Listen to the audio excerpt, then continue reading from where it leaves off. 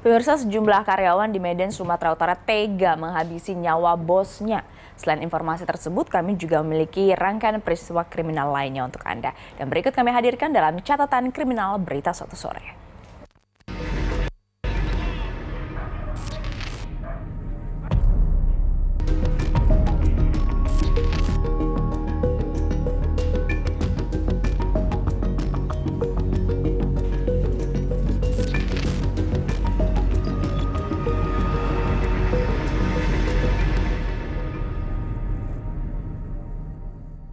Lokasi ini ternyata dari warga sebelah ini resah dengan bau bangkai. Dengan bau bangkai tersebut, mungkin saya langsung OTW ke lokasi. Ternyata setelah saya investigasi sendiri, ternyata ada mayat.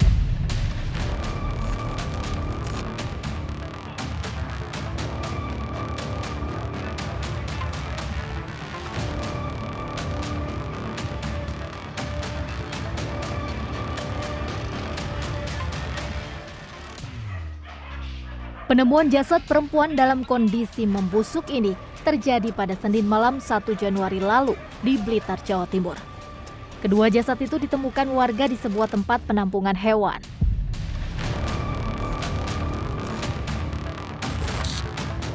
Awalnya warga mencium bau busuk dari dalam penampungan. Warga lantas melaporkan hal ini kepada Ketua RW setempat. Satu jasad ditemukan di ruangan depan, sedangkan satu jasad lainnya ditemukan dalam kamar dengan kondisi bersimbah darah. Lokasi ini ternyata dari warga sebelah ini resah dengan bau bangkai. Dengan bau bangkai tersebut, mungkin saya langsung OTW ke lokasi. Ternyata setelah saya investigasi sendiri, ternyata ada mayat. Warga kemudian melaporkan penemuan dua jasad itu ke polisi. Saat proses evakuasi, polisi melibatkan warga untuk membantu menangani puluhan anjing yang dititipkan di shelter itu. Dari hasil olah TKP sementara, salah satu korban yakni Erlin, pemilik shelter. Sementara satu jasad lainnya merupakan asisten rumah tangganya. Saat ditemukan kondisinya sudah membusuk, kemungkinan kalau pembusukan itu kan sudah lebih dari 3 hari. Kalau dugaan kesimpulan ada dugaan tidak wajar, tapi kan kita belum bisa memastikan, kita dalami lebih lanjut.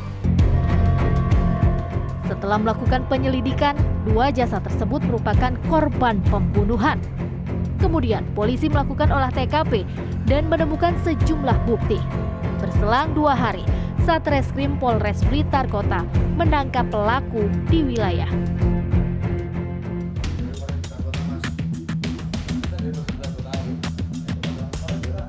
Ternyata pelaku merupakan karyawan dari penampungan hewan tersebut. Pelaku berinisial AF berusia 21 tahun, merupakan warga desa Badal Pandean, Kecamatan Ngadiluwih, Kabupaten Kediri, Jawa Timur. Berdasarkan keterangan polisi, motif pembunuhan dipicu sakit hati pelaku AF kepada kedua korban karena persoalan gaji yang tidak sesuai perjanjian kontrak. Tidak hanya itu, AF juga merasa sakit hati karena tidak mendapatkan izin dari korban untuk menjalankan ibadah. Inilah yang memicu pelaku hilang akal dan menganiaya dua korban hingga tewas bersimbah darah. Pelaku ini kerja kurang lebih 1 minggu. Dari awal ketika melihat iklan untuk tawaran kerja, disampaikan gaji tiap bulan 3.100.000. Namun faktanya ketika sudah masuk kerja, ternyata disodori kontraknya selama 3 bulan. Dan puncaknya pada hari Jumat itu pelaku izin untuk melaksanakan ibadah sholat Jumat, namun dilarang, tidak diberikan izin oleh korban.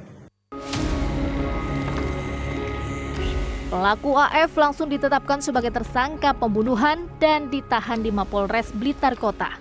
Tersangka juga dijerat pasal 340 subsidiar 338 KUHP dengan ancaman hukuman paling lama 20 tahun penjara.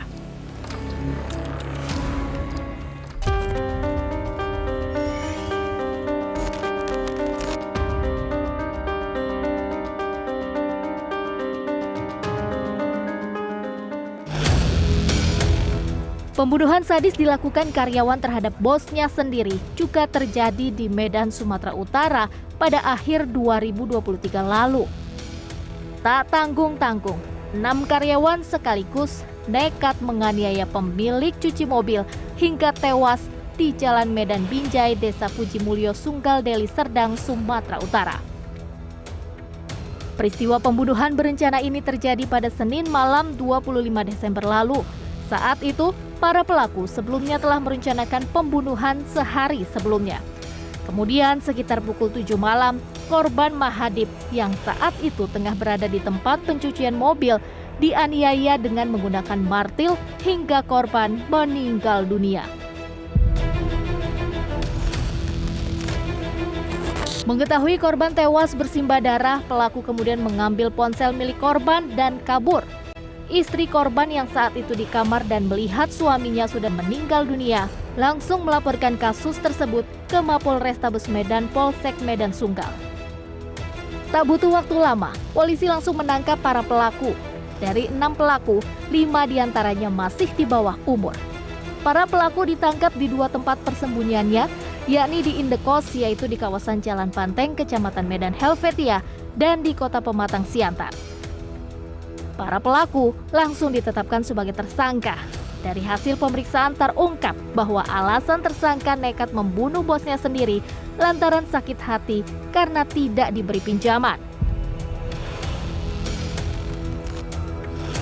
Otak pembunuh ialah atas berinisial AS di bawah umur yang merencanakan untuk melakukan pembunuhan ini, dan juga kemudian inisial NH disuruh untuk menyediakan pisau oleh AS, dan kemudian MR, inisial MR di bawah umur juga menerima pisau dari NH dan juga melakukan penusukan terhadap badan korban. Kemudian KZ dewasa yang mana beliau pelaku ini menghayunkan martil kunci J itu terhadap kepala korban, dan juga pelaku MA di bawah umur juga dia berperan sama juga memukul kepala korban menggunakan besi dan martil, dan juga pelaku F yang mana masih DPO perannya ialah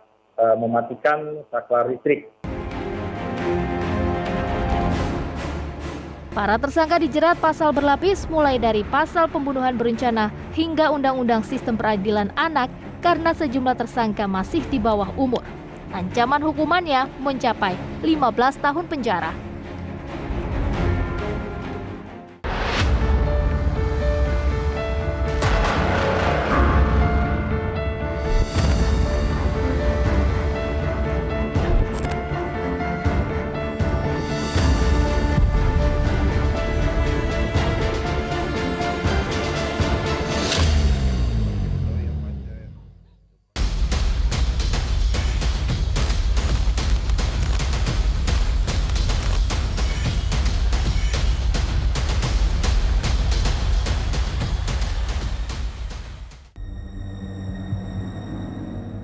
Berebut harta warisan berujung maut terjadi di Medan, Sumatera Utara pada Desember 2023 lalu. Satu keluarga yang merupakan kakak adik cekcok hingga berakhir duel berdarah. Terjadi di rumahnya di kawasan Jalan Pulau Sicanang, Kecamatan Medan. Keduanya cekcok lantaran berebut rumah yang mereka tempati yang belakangan diketahui sebagai harta warisan peninggalan orang tuanya. Keduanya terlibat perkelahian dengan menggunakan senjata tajam. Akibatnya, kakaknya yang bernama Teguh Haryanto meninggal dunia dalam kondisi bersimbah darah dengan luka bacokan di bagian leher. Sementara sang adik kritis akibat luka sabetan senjata tajam di bagian tangan dan kepala.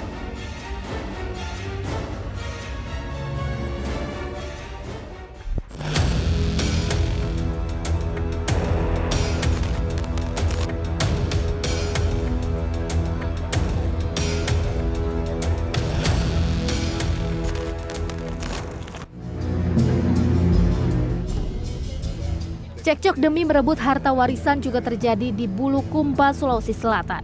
Lagi-lagi korban tewas masih dalam satu keluarga. Kali ini duel berdarah menewaskan adik iparnya sendiri. Pada 1 Januari lalu, seorang pria di desa Batu Lohe, Kecamatan Bulukumba, Kabupaten Bulukumba, Sulawesi Selatan, tewas mengenaskan di tangan adik iparnya sendiri.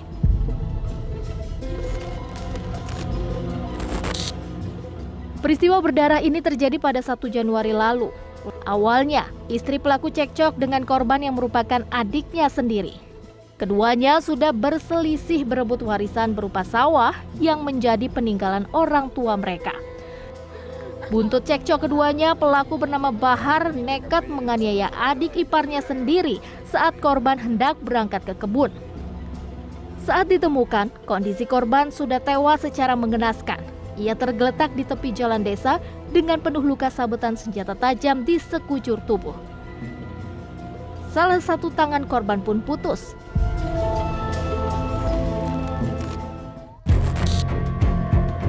Usai mendapat informasi kejadian, polisi langsung menangkap pelaku.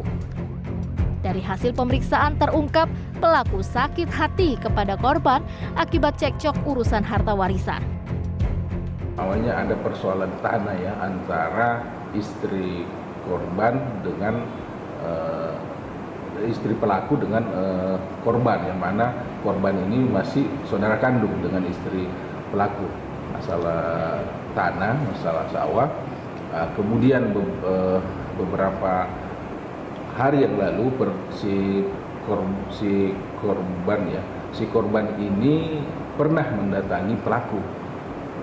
Kita masih menggali apa pembicaraan pada saat itu sehingga pelaku ini merasa sakit hati, ya mungkin ada kata-kata yang merasa tersinggung.